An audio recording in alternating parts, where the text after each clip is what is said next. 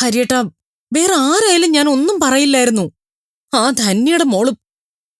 എനിക്കില്ലാത്ത ബന്ധം എന്റെ മകനും വേണ്ട.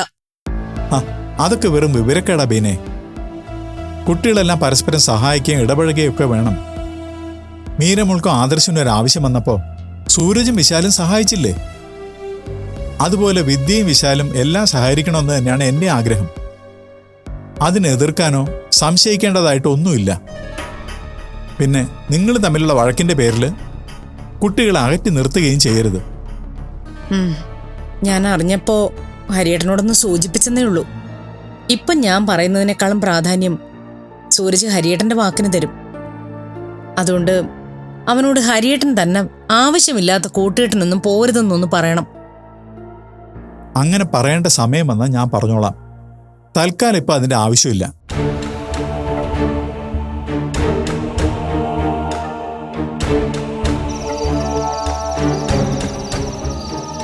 ഓം നരസിംഹവപുഷേ നമ. ഓം ശ്രീമതേ നമ. ഓം കേശവായ നമ. ഓം പുരുഷോത്തമായ നമ. ഓം സർവസ്മൈ. മനോജേട്ടൻ വിദ്യയെ വിളിച്ചൊന്ന് സംസാരിക്കണം. ഞാൻ പറഞ്ഞിട്ട് അവൾ ഒരു വിലയും തരുന്നില്ല. ഞാൻ എന്താ തന്നെ അവളോട് പറയേണ്ടത്? കുട്ടിക്കാലം തൊട്ടേ അറിയാവുന്ന സൂരജിന്റെ കൂടെ വന്നത് തെറ്റാണെന്നോ? ഒരത്യാവശ്യം വന്ന അപരിചിതരോട് പോലും ലിഫ്റ്റ് ചോദിക്കുന്ന കാലമായത്. അങ്ങനെയുള്ള ഈ കാലത്ത് സൂരജിനോടൊപ്പം വന്ന് തെറ്റാണെന്ന് ഞാൻ എങ്ങനെയാ പറയുന്നത്? മാത്രമല്ല, സ്വന്തമായിട്ട് തെറ്റും ശരിയൊക്കെ മനസ്സിലാക്കാനുള്ള പ്രായം വിദ്യയ്ക്ക് ആയിട്ടുമുണ്ട്. ഞാൻ ഇതൊക്കെ ധന്യോട് പറഞ്ഞതാ മോനെ. പക്ഷെ ബീനയോടുള്ള ദേഷ്യം മനസ്സിൽ വെച്ച് ധന്യ സൂരജിനെ കുറ്റം പറഞ്ഞുകൊണ്ടിരിക്കുക. എന്താ ഇവിടെ കുറെ നേരം ആയല്ലോ, ഇതിനൊരു അവസാനമില്ലേ? മനോജേട്ടാ, ഞാൻ പറയുന്നത് എന്താ നിങ്ങൾക്കൊന്നും മനസ്സിലാവാത്തത്? നിന്റെ മനസ്സിൽ എന്താണെന്നുള്ളത് ഞങ്ങൾക്ക് എല്ലാവർക്കും മനസ്സിലായി. അതുകൊണ്ട് തന്നെ ഞങ്ങൾ ആരും ഒന്നും പറയാത്തത്. എന്തൊരു കഷ്ടം ഇത്. നിങ്ങൾക്കാർക്കും വിദ്യയുടെ ഭാവിയെ കുറിച്ച് ഒരു വിചാരമില്ലേ? അച്ഛാ, സൂരജിനെ രണ്ടാമത് പ്രാവശ്യം ഇവിടെ ഡ്രോപ്പ് ചെയ്യുന്ന ആദ്യത്തെ ദിവസം ഞാൻ എത്ര നിർബന്ധിച്ചിട്ടും സൂരജ് ഇവിടെ കയറിയില്ല. ഇന്ന് ഞാൻ ശരിക്കും പറഞ്ഞു, ഇന്ന് വന്നില്ലെങ്കിൽ ഇനി വഴിയിൽ വെച്ച് കണ്ടാൽ പോലും പരിചയം പോലും കാണിക്കില്ലെന്ന് പറഞ്ഞു. അപ്പോഴാ സൂരജ് വീട്ടിലേക്ക് വന്ന. പക്ഷെ സൂരജിനോടുള്ള അമ്മയുടെ സംസാരം കേട്ടപ്പോ നിർബന്ധിച്ച് വിളിച്ചത് അബദ്ധമായി പോയാലോന്ന അവസ്ഥയായി. ഒരാൾ വീട്ടിൽ വന്നാൽ എങ്ങനെ പെരുമാറണമെന്ന് പോലും നിനക്കറിയില്ല തന്നെ. എനിക്ക് പറയാനുള്ളത് ആരുടെ മുഖത്ത് നോക്കിയാണെങ്കിലും ഞാൻ പറയും. അതിനെന്താ പ്രശ്നം? ആരോട് എന്ത് പറയണമെന്ന് അമ്മയ്ക്ക് അറിയില്ലെന്നേ ഉള്ളൂ. ധന്യ പറഞ്ഞതൊക്കെ സൂരജ് ബീനോട് പോയി പറഞ്ഞാ ബീനെ അവിടുന്ന് വഴക്കുമായിട്ട് ഇങ്ങോട്ട് വരും. അത്രയ്ക്ക് ധൈര്യം ബീനയ്ക്കുണ്ടെങ്കിലേ അവൾ ഇങ്ങോട്ട് വഴക്കുണ്ടാക്കാൻ വരട്ടെ. അപ്പൊ ഞാൻ പറയാം എന്തൊക്കെയാ എനിക്ക് പറയാനുള്ളതെന്ന്. നിങ്ങൾ തമ്മിൽ പല പ്രശ്നങ്ങളും ഉണ്ടായിരിക്കും.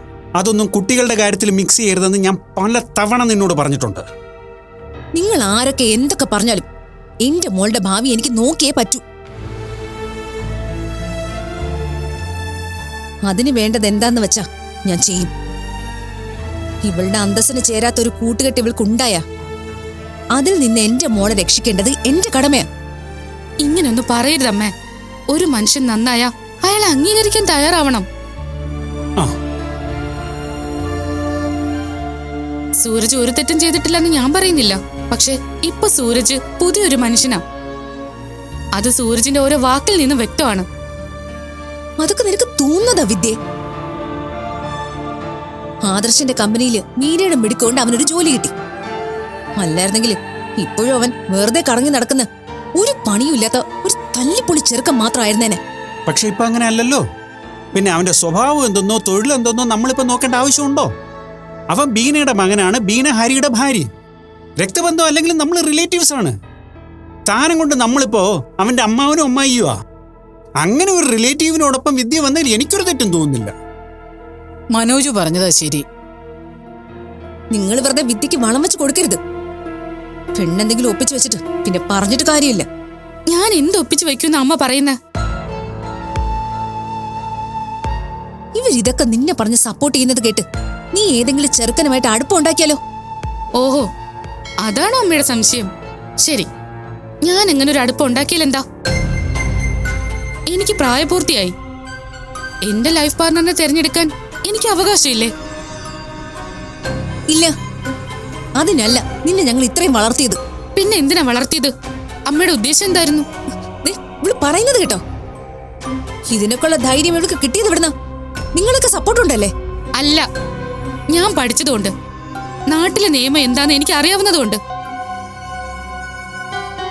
അതിന്റെയൊക്കെ അപ്പുറത്ത് ഒരു കുടുംബം ഉണ്ടടി, ബന്ധങ്ങളുണ്ട്.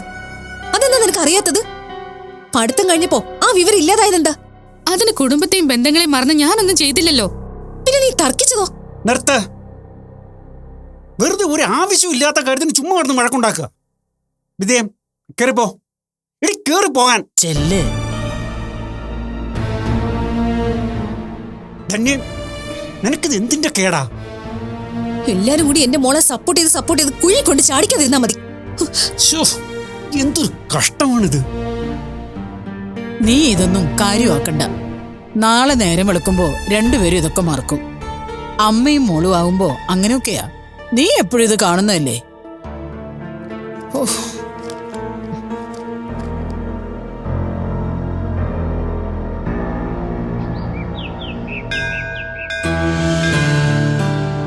ഭഗവാനെ കൃഷ്ണ,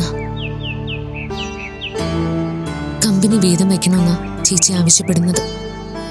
ആദർശേണ്ടത് വലിയ സങ്കടമുള്ള കാര്യമാണ്. അഭിചേച്ചിക്ക് പ്രോജക്റ്റുകൾ കിട്ടിയാൽ മാത്രം പോരാ, ദേവ ബിൽഡേഴ്സ് എന്ന പേരും കൂടി വേണം. ഇതെല്ലാം എവിടെ ചെന്ന് അവസാനിക്കുന്ന ഒരെത്തും പിടിയും കിട്ടുന്നില്ല. വീട്ടിലെ വഴക്കുകളും പ്രശ്നങ്ങളും ഇല്ലാതെ എല്ലാം ഒന്ന് അവസാനിപ്പിച്ച് തരണേ ഭഗവാനെ.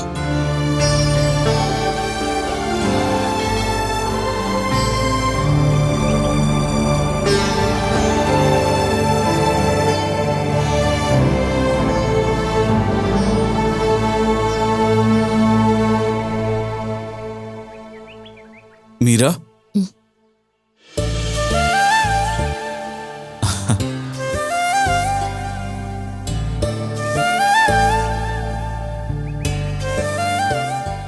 ഞാൻ മുകുന്ദേട്ടനെ നോക്കുകയായിരുന്നു. എനിക്ക് തോന്നി, അതാ ഞാൻ വിളിച്ചത്. മീര തൊഴുതിറങ്ങിയോ? ആ, തൊഴുതു. തിരിച്ചു പോകാൻ തുടങ്ങായിരുന്നു. വന്നപ്പം മുതല് ഞാൻ മുകുന്ദേട്ടനെ തിരയുന്നതാ. അതിനെന്താ, ഇപ്പൊ കണ്ടില്ലേ? എന്തായി വീട്ടിലെ പ്രശ്നങ്ങൾ? അഭിരാമി എന്തു പറഞ്ഞു? മാറ്റമൊന്നുമില്ല. പ്രശ്നങ്ങൾ കൂടുതൽ രൂക്ഷമായെന്ന് വേണമെങ്കിൽ പറയാം.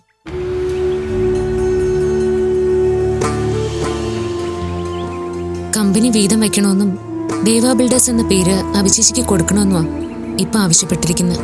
ആഹാ, അത് കൊള്ളാലോ. നല്ല ആവശ്യമാണല്ലോ. ആദർശ് എന്തു പറഞ്ഞു? ആദർശേട്ടനും അമ്മയൊക്കെ നല്ല സങ്കടത്തിലാ. ചേച്ചി ആവശ്യപ്പെടുന്നത് ചേച്ചിക്ക് കൊടുക്കാൻ ഞാൻ ആദർശനോട് പറഞ്ഞു. നല്ല തീരുമാനം. വിട്ടുകൊടുക്കാൻ സാധിക്കുന്നവർക്ക് മാത്രമേ പുതിയവ വന്നു ചേരൂ. ഈ തീരുമാനത്തിന്റെ പേരിൽ നിങ്ങൾ വിഷമിക്കേണ്ടി വരില്ല മീര. എന്നെ സമാധാനിപ്പിക്കാൻ വേണ്ടി മൂന്നേട്ടൻ പറയുന്നതെന്ന് എനിക്കറിയാം. എന്നാലും ആദർശേന്റെ സങ്കടം കാണുമ്പോൾ എനിക്ക് നല്ല വിഷമമുണ്ട്. കമ്പനി പോകുന്നതോ സ്വത്തുക്കൾ നഷ്ടപ്പെടുന്നതോ ഒന്നും എന്നെ ബാധിക്കുന്ന കാര്യമല്ല.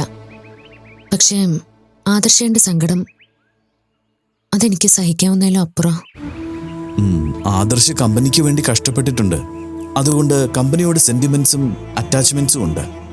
അതാണ് ആദർശിനെ സങ്കടപ്പെടുത്തുന്നത്. അതെ, എല്ലാ അറ്റാച്ച്മെന്റ്സും ഒടുവിൽ നമ്മളെ സങ്കടപ്പെടുത്തും മീര. താൻ വരും, സങ്കടങ്ങൾ ഭഗവാനോട് പറഞ്ഞു പ്രാർത്ഥിക്കും.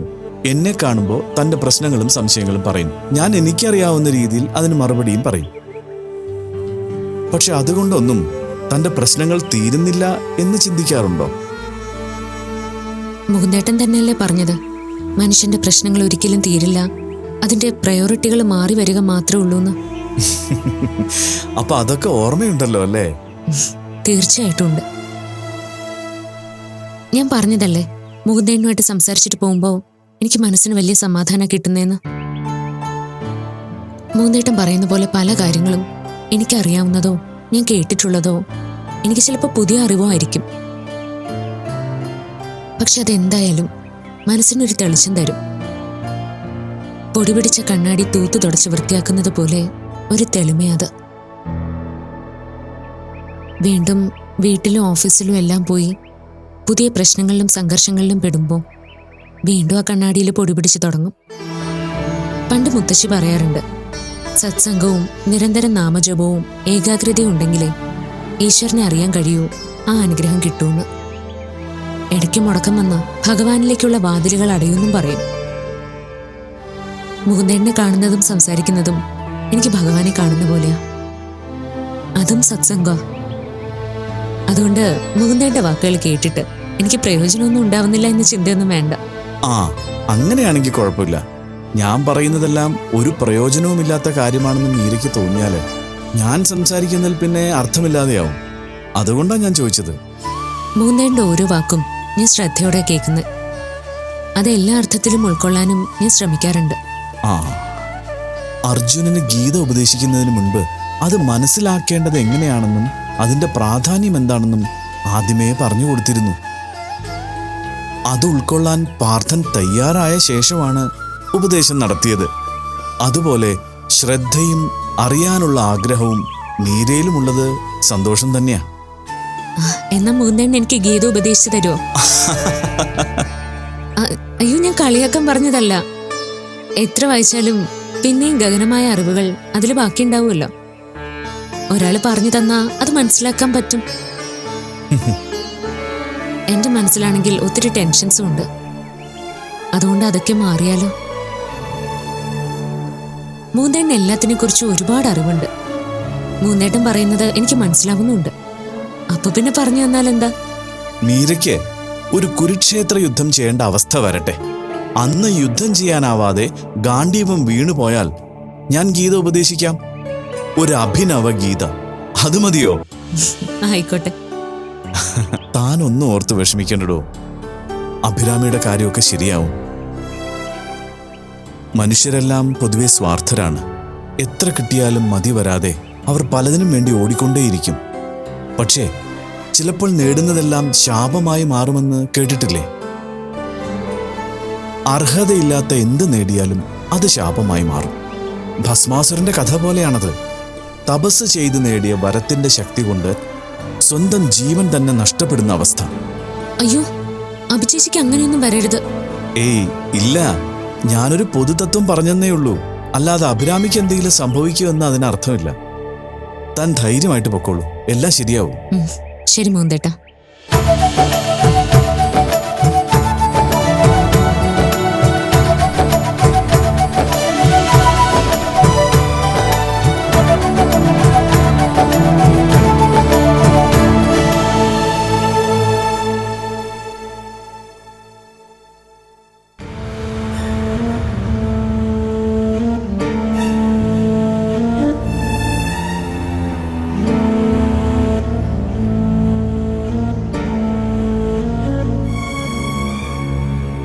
മാധവി, നീ ഇപ്പൊ ഇങ്ങനെ വിഷമിച്ചിരുന്നിട്ട് കാര്യമില്ല മാധവി. ഞാൻ എന്ത് ചെയ്യും ചേച്ചി? ഒരിക്കലും എന്റെ വീട്ടിൽ സംഭവിക്കില്ലെന്ന് കരുതിയിരുന്ന കാര്യങ്ങളാ ഇപ്പൊ സംഭവിക്കുന്നത്. അങ്ങനെ ചിന്തിച്ചതാണ് നിന്റെ ഭാഗത്തെ തെറ്റ്. ഓരോ കാര്യങ്ങൾ സംഭവിക്കുമ്പോഴും നീ അഭിരാമിയെ തിരുത്തുന്നതിന് പകരം നീ അവളെ സപ്പോർട്ട് ചെയ്തു. അതുകൊണ്ടാ ഇവിടെ കാര്യങ്ങൾ ഇത്രയ്ക്കും വഷളായത്. ചേച്ചി എന്നെ ഇങ്ങനെ കുറ്റപ്പെടുത്തരുത്. ഞാൻ ആകെ തകർന്നിരിക്കുക. കുറ്റപ്പെടുത്തിയതല്ല, സത്യം പറഞ്ഞതാ. ഇനിയെങ്കിലും സൂക്ഷിച്ച് പെരുമാറിയില്ലെങ്കിൽ കുടുംബത്തിൽ വലിയ പ്രശ്നങ്ങൾ ഉണ്ടാകും. ഇതിനപ്പുറം എന്ത് വലിയ പ്രശ്നങ്ങൾ ഉണ്ടാകാനാ? അനുജനായിട്ട് മുതിർന്ന ആളെ പോലെ എത്ര ഉത്തരവാദിത്വത്തോടെയാ ആദർശ് ഓരോ കാര്യങ്ങളും അഭിക്ക് വേണ്ടി ചെയ്തു കൊടുക്കുന്നത്. അവർ തമ്മിൽ എന്നും ആ സ്നേഹബന്ധം നിലനിൽക്കുമെന്ന് ഞാൻ അഹങ്കരിച്ചു. എന്നിട്ടിപ്പോ ഒരു പരിധിവരെ ഇവിടുത്തെ പ്രശ്നങ്ങൾ ഇത്രയും വലുതാക്കിയത് നീയാ. ആദ്യമേ അബിയുടെ ഭാഗത്ത് തെറ്റുകൾ കണ്ടപ്പോ ഞാൻ അത് നിനക്ക് ചൂണ്ടിക്കാണിച്ചു തന്നതാ. അത് പറഞ്ഞു തിരുത്തുന്നതിന് പകരം നീ അവൾക്കൊപ്പം നിന്നു. നിന്റെ ഭാഗത്ത് നിന്ന് അബിക്ക് കിട്ടിയ സപ്പോർട്ടാ അവൾക്ക് ഈ വീട്ടിൽ ഇത്രയ്ക്ക് പ്രശ്നങ്ങൾ ഉണ്ടാക്കാനുള്ള ധൈര്യം കൊടുത്തത്. എന്റെ മക്കൾക്ക് ദോഷം വരുന്ന ഒന്നും ഞാൻ ചെയ്തിട്ടില്ല. അഭി പറഞ്ഞ ഓരോ കാര്യങ്ങളിലും എന്തോ ഒരു ശരിയുണ്ടെന്ന് തോന്നിയപ്പോൾ മാത്രാ ഞാൻ അവക്കൊപ്പം നിന്നത്. അതെന്തുകൊണ്ടാണെന്ന് നീ ചിന്തിച്ചിട്ടുണ്ടോ മാധവി? ആദ്യം അഭിരാമിയെ എതിർത്തു നിന്നത് മീരയോട് മാത്രമായിരുന്നു. അപ്പം നിനക്കത് ശരിയായിരുന്നു. പക്ഷേ സാവകാശം നിന്റെ മകനെതിരായപ്പോ നിനക്കത് അബിയെ തിരുത്തേണ്ടതായി വന്നു. ഈ സാഹചര്യം വന്നില്ലായിരുന്നെങ്കിൽ ഇപ്പോഴും നീ അബിക്കൊപ്പം തന്നെ നിന്നേനെ, അല്ലേ? ഇങ്ങനെയൊന്നും ഞാൻ ചിന്തിച്ചിട്ടുകൂടിയില്ല. നീ ചിന്തിച്ചാലും ഇല്ലെങ്കിലും ഇതാണ് സത്യം. കഴിഞ്ഞതൊക്കെ കഴിഞ്ഞു. ഇനിയെങ്കിലും എന്റെ മക്കള് തമ്മിലുള്ള വഴക്കുമാറി ഒന്നിക്കണം. അത് ചേച്ചി വിചാരിച്ചാൽ നടക്കും. ഞാൻ വിചാരിച്ചിട്ട് എന്താ കാര്യം? ചേച്ചി പറഞ്ഞ ആദർശ് കേൾക്കും, എനിക്ക് ഉറപ്പാ. അത് ശരിയാ. ഞാൻ പറഞ്ഞാൽ ആദർശും മീരയും കേൾക്കും. അതുകൊണ്ടായില്ലല്ലോ ഇപ്പൊ ഇവിടെ പ്രശ്നങ്ങൾ ഉണ്ടാക്കുന്നത്. ആദർശോ മീരയോ അല്ല, അഭിരാമിയാ. ഉപദേശിച്ച് തിരുത്താവുന്ന അവസ്ഥയിലല്ല അബി ഇപ്പോ. അതുകൊണ്ട് ഇനി മനം മാറ്റാൻ ശ്രമിച്ച് സമയം കളയാതെ ഉചിതമായ ഒരു തീരുമാനം എടുക്കുകയാണ് വേണ്ടത്. സ്വത്തെല്ലാം വീതം വെച്ച് പിരിക്കണമെന്നാണോ ചേച്ചിയും പറയുന്നത്? ഒന്നും പിരിക്കുന്നതോ പിരിയുന്നതോ നല്ലതല്ല. എല്ലാ കാലവും എല്ലാവരും ഒരുമിച്ചുള്ളത് തന്നെയാണ് നല്ലത്. പക്ഷേ ഒന്നിച്ചു നിൽക്കുമ്പോ എല്ലാവർക്കും സമാധാനം ഉണ്ടാവണം. അതില്ല എങ്കിൽ പിരിയുന്നത് തന്നെയാണ് നല്ലത്. എനിക്ക് എന്റെ മക്കളെ ആരും ഉപേക്ഷിക്കാൻ കഴിയില്ല ചേച്ചി. പക്ഷേ ഒരു വലിയ കമ്പനി സിമ്പിളായി മാനേജ് ചെയ്തിരുന്ന എനിക്ക് എന്റെ 2 മക്കളെ മാനേജ് ചെയ്യാൻ പറ്റുന്നില്ല. അവരെ തിരുത്താനാകുമെന്ന വിശ്വാസം എനിക്കിപ്പോ ഇല്ല. മനസ്സിനും ശരീരത്തിനുമൊക്കെ ഒരു തളർച്ച പോലെ തോന്നുക. ജീവിതം ഇങ്ങനെയാണ് മാധവി. നമ്മൾ ആഗ്രഹിക്കുന്നത് പോലെ ആവണമെന്നില്ല സംഭവിക്കുന്നത്. നീ ദേവനെ വിവാഹം കഴിക്കുമ്പോ നിന്റെ ജീവിത അവസാനം വരെ അവൻ താങ്ങായി ഉണ്ടാകുമെന്നല്ലേ കരുതിയത്? ജീവിതത്തിന്റെ ഒരു ഘട്ടത്തിൽ നീയും മക്കളും തനിച്ചായി. ആ പ്രതിസന്ധിയെ നീ അതിജീവിച്ചില്ലേ? അതുപോലെ ഇതും ഒരു പരീക്ഷണമാണ്. ഇവിടെ നിനക്ക് വിജയിക്കാൻ പറ്റും. പക്ഷേ നിന്റെ തീരുമാനങ്ങൾ ശരിയായിരിക്കണമെന്ന് മാത്രം. ചേച്ചി പറ, ഞാൻ എന്താ ചെയ്യേണ്ടത്? ചേച്ചി പറയുന്നത് പോലെ ഞാൻ ചെയ്യാം. ഞാൻ പറയുന്നത് പോലെ ചെയ്യാൻ നിനക്ക് അവസരങ്ങൾ ഉണ്ടായിരുന്നു. അന്നൊന്നും നീ അത് ചെയ്തില്ല. ഇന്നിപ്പോ എനിക്കൊരു തീരുമാനം പറയാനും സാധിക്കില്ല. എല്ലാവരുടെയും നന്മ അതൊന്നു മാത്രം നീ ചിന്തിക്ക്. അപ്പൊ എല്ലാം ശരിയാകും. പിന്നെ ഇങ്ങനെ വിഷമിച്ചും തളർന്നു ഇരുന്നാൽ നീ വീണ്ടും തോൽക്കുകയുള്ളൂ. നിന്റെ ലക്ഷ്യം നിന്റെ മക്കൾക്ക് 2 ആൾക്കും ദോഷം വരാതെ അവരെ ചേർത്ത് നിർത്തുക എന്നതാണ്. അത് മനസ്സിലുണ്ടാവണം. അതാണ് എന്നെ വേദനിപ്പിക്കുന്നതും. ഒരിക്കൽ അവർ തമ്മിൽ പിരിഞ്ഞാ പിന്നെ പഴയതുപോലൊരു കൂടിച്ചേരലുണ്ടാവില്ല. പക്ഷേ ഇങ്ങനെ മുന്നോട്ടു പോയാൽ അതും പ്രശ്നാ. എന്റെ തീരുമാനം അഭിരാമി ആദർശിനെയും വേദനിപ്പിക്കാത്തതും ആയിരിക്കണം. അതെ, ഒരു കാര്യം മനസ്സിലുണ്ടാവണം മാധവി. അത് മീരയുടെ കാര്യമാ. നീ നിന്റെ മക്കളെ വളർത്തിയതുപോലെയാ മീരയെയും അവളുടെ അച്ഛൻ വളർത്തിയിട്ടുള്ളത്. നിന്റെ തീരുമാനം ആ കുട്ടിയെ വിഷമിപ്പിക്കുന്നതാകരുത്. അമ്മയില്ലാത്തൊരു പെൺകുട്ടിയെ വളർത്തി വലുതാക്കി വിവാഹം കഴിപ്പിച്ചു വിടാൻ അവർക്ക് ഒരുപാട് വിഷമങ്ങൾ ഉണ്ടായിട്ടുണ്ടാവും. ആ വേദനയും വിഷമവും കൂടി മനസ്സിലാക്കി വേണം നിന്റെ തീരുമാനം. ഇതിനു മുൻപ് നീ എടുത്ത തീരുമാനങ്ങൾ പലതും സ്വാർത്ഥമായി പോയിരുന്നു. അത് മറക്കണ്ട. ചേച്ചി പറഞ്ഞതൊക്കെ എനിക്ക് മനസ്സിലായി. എനിക്കെന്റെ കുടുംബമാ വലുത്. അത് വിട്ടുകൊടുക്കുന്ന ഒരു തീരുമാനവും എന്റെ ഭാഗത്തുനിന്നും ഉണ്ടാവില്ല.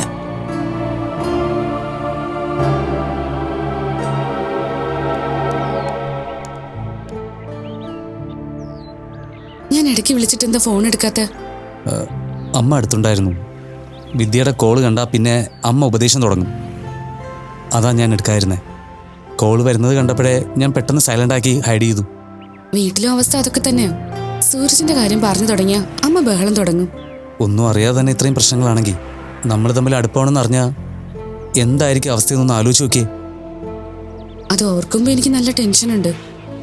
അമ്മയും ബീനാന്റി എന്തിനാ ഇങ്ങനെ വഴക്കുണ്ടാക്കുന്നതെന്ന് എത്ര ആലോചിച്ചാലും നമുക്ക് മനസ്സിലാവില്ല. അത് ശരിയാ. അത് ഞാനത് കുറേ പ്രാവശ്യം അമ്മയോട് ചോദിച്ചതാ. ഹരിയച്ഛനും അമ്മയുമായിട്ട് വിവാഹം നടത്തിയത് തന്നെ ധന്യാൻ്റെ ആണെന്നാണ് ഞാൻ മനസ്സിലാക്കിയിട്ടുള്ളത്. എന്നിട്ടും എന്തിനാ ഈ ക്ലാഷ് എന്നാ എനിക്ക് മനസ്സിലാവാത്തത്. അതൊന്നും ഇനി നമ്മൾ ചികഞ്ഞിട്ട് കാര്യമില്ല. അമ്മമാര് തമ്മിൽ ശത്രുതയിലാണെന്നും അവര് നമ്മുടെ ബന്ധത്തെ എതിർക്കുമെന്നും ഉറപ്പാ. അത് മനസ്സിൽ കണ്ട് മുന്നോട്ട് പോവുകയേ വഴിയുള്ളൂ. അത് ശരിയാ. എന്നാലും കഴിവതും നമ്മുടെ കാര്യം അവരറിയാതെ സൂക്ഷിക്കണം. അധികകാലം മറച്ചു വെക്കാൻ പറ്റുമെന്നൊന്നും എനിക്കറിയില്ല. അതെന്താ? നമ്മൾ എന്തെങ്കിലും ഒളിക്കുന്നുണ്ടെങ്കിൽ അത് പെട്ടെന്ന് അമ്മമാർക്ക് മനസ്സിലാവും. ആ, അത് ശരിയാ. നമ്മുടെ ഓരോ ചലനങ്ങളും അവർക്ക് കൃത്യമായിട്ട് മനസ്സിലാവും. എന്നാലും നമ്മൾ സൂക്ഷിച്ചാൽ മാക്സിമം ഒളിച്ചു വെക്കാൻ പറ്റും.